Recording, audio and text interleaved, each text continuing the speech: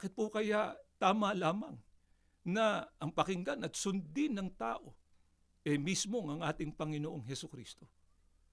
Kanino nga po ba nanggaling yung mga aral na itinuro ng ating Panginoong Hesukristo ayon na mismo sa patotoo ng ating Panginoong Hesukristo?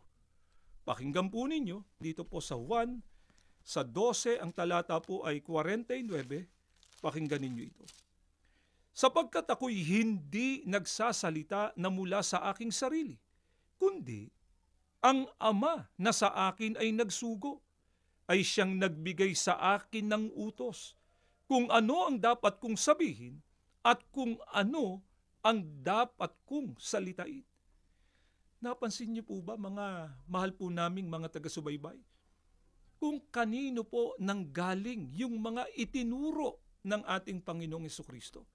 Ayon mismo sa ating Panginoong Hesukristo, ako anya'y hindi nagsasalita na mula sa aking sarili, kundi ang Ama na sa akin ay nagsugo, ay siyang nagbigay sa akin ng utos at kung ano anya ang dapat niyang sabihin at salitain.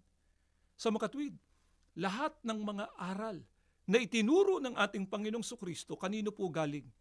Walang iba kundi sa ating Panginoong Diyos.